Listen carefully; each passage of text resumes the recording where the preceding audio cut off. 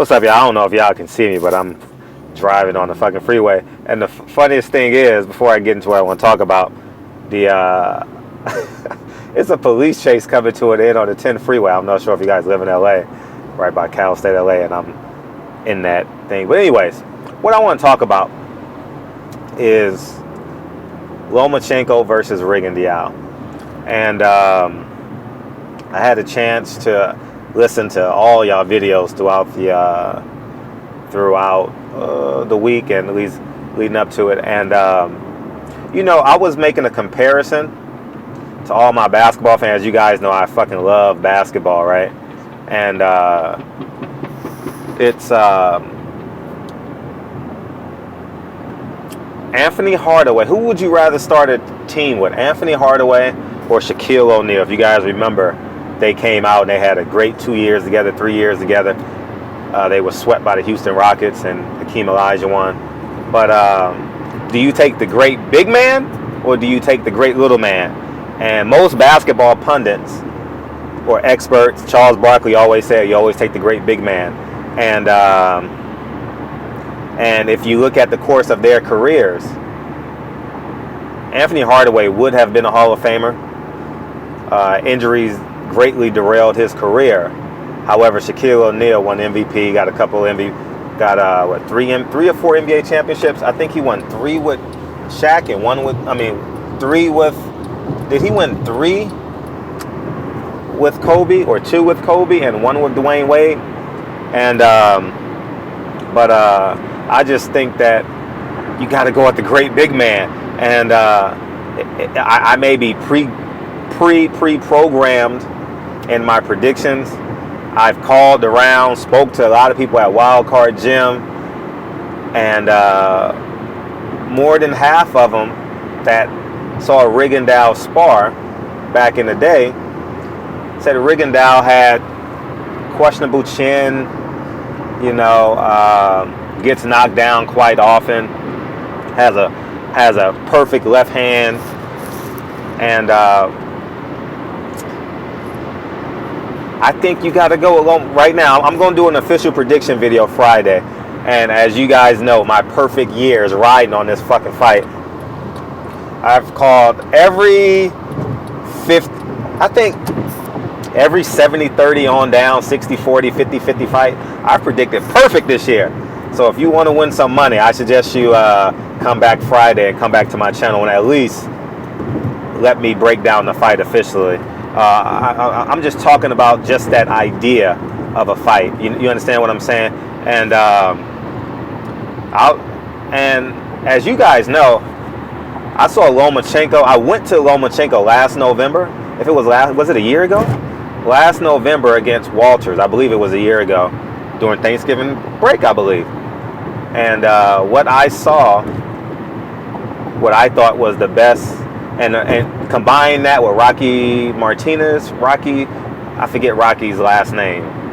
Combine the Walters fight with the Rocky fight. Lomachenko put together the 2 best performances I thought anyone has put together in 8-ounce gloves.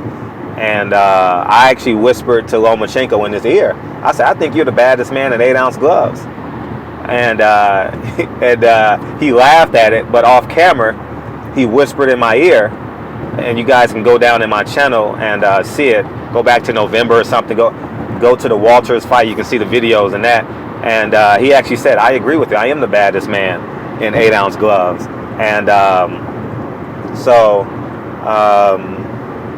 right now, I'm holding true to Lomachenko. I think a great big man beats a great small man. Anthony Hardaway versus Shaquille O'Neal. That's the example I'm giving you guys. Barring any injuries, I still believe Shaquille O'Neal wins more MVPs and more NBA championships than Anthony Hardaway. We all believe free agency obviously separates every great duel. Free agency separates them. So if Shaq and Kobe were separated, I have no doubt that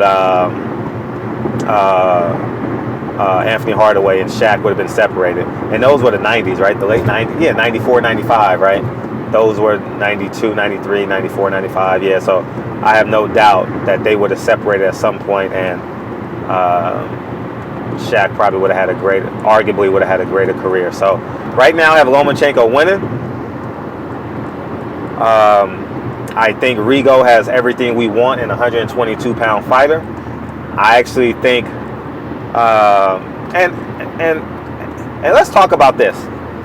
I genuinely believe Gary Russell has the highest ceiling at 126 pounds, right? Lomachenko beat him thoroughly. In part 2, Gary Russell said in an interview at the end of his last fight, he says, I want to fight Lomachenko at the end of my career. So that shows you how great Lomachenko is, because he wanted no parts of him to, because people want that immediate rematch, right? I want my rematch immediately, especially when you feel you lost and you believe you're great. So those are my thoughts, guys. Yeah, those are my thoughts. So right now I have Lomachenko beating, I don't know how. I'll get more into that as we get close to the fight this week. But I have Lomachenko beating Rigondeaux. And I like Lomachenko. As you guys said, I go back to my videos I did in late last year on Lomachenko. I think he's a bad motherfucker, man. And I know we're grading him on his past performance he had out here in LA that I didn't even take the time to even go to. But I'm talking about the body of work. I think you got to have a lunch pail to beat a guy like a Lomachenko. If you don't believe me, look at what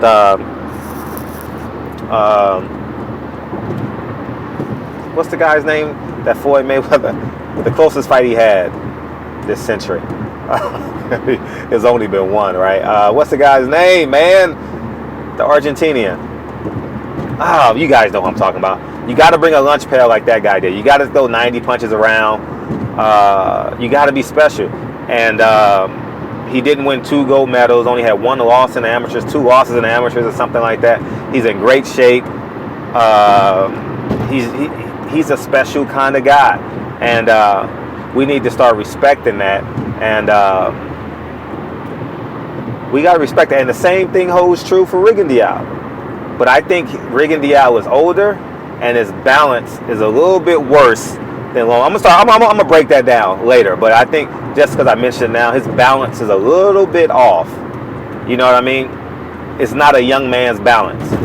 Because watch all his knockdowns before you do your prediction videos. If you into breaking down fights, go watch Rigondeaux get knocked down, and you'll see like his balance is kind of off a little bit upright. He's not punchy. I'm not suggesting he's punchy at all. I'm just saying his balance is a little bit, and it comes back because he's a little bit off, right? He sits on his power a lot, so he may be a little bit more straight up, so that allows you to be knocked down slightly easier. But Lomachenko has a little bit, not a little bit. His balance is greater than Rigondeaux. So like the Salido fight, you got to bring a lunch pail to beat great fighters, man. You have to bring a lunch pail to beat great fight. It's not your talent, because you don't have more talent than them. What's the thing they say? Hard work beats talent when talent fails to prepare, or something like that. You guys know what I'm talking about. You guys put it in the comment section. But yeah, I'm back, man. I'm gonna start doing these videos, man. I've been bombarded with a lot of work, and so I've been keeping you guys' interest by copy and pasting a lot of other videos that will keep you guys interested. But I know you guys have been asking about more commentary, so I'm back. What Jay-Z say? I'm back. Jay-Z, December 21st out here in LA. I can't wait. I'll be there. So anyways, man, happy Saturday. As I guys always tell you guys, man, go get the girl. She's all yours. Use protection. Don't drink and drive. I am unforgiving when it comes to drinking and driving. I am unfucking forgiving. And you will not get no sympathy, empathy, nothing from me if you drink and drive. So best friend, grab the wheel. Someone has to not drink. Someone has to call the Uber. It's Saturday night. That's why I always tell you guys this on Saturday night when you're watching the fight. I know there's a fight on tonight. I'm not watching it. I'll watch it later. You guys No, I'm gonna do a video on that, on how much money we're costing Golden Boy. But anyways, I'll talk to you guys soon. Peace.